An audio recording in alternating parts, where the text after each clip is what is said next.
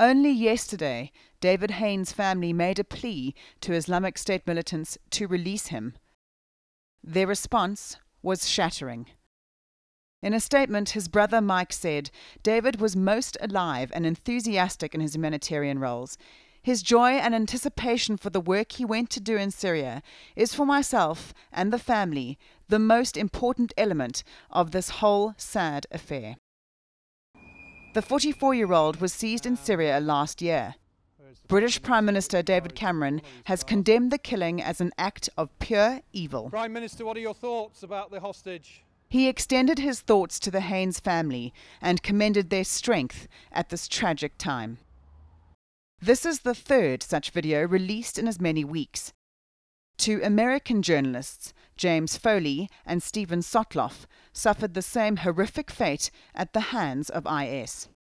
Worryingly, this latest message threatens to kill another British aid worker if Cameron continues to support the United States policy on Syria and Iraq.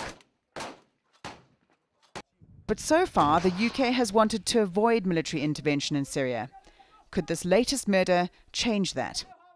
David Cameron has an election to fight coming up next May, a general election due. He doesn't ideally want to be going into that election with British forces involved in some way in military action on the other side. So a difficult balance for the Prime Minister to strike. But certainly there will be now, because of this video, growing pressure for David Cameron at home and abroad. The murders have prompted a number of commentators to call for swift and firm action or risk looking weak. Australia has become the first country to detail troop numbers and aircraft for a US-led coalition fighting the jihadists. The government has decided to prepare and to deploy to the United Arab Emirates a military force that could, subject to further decisions, contribute to military operations inside Iraq.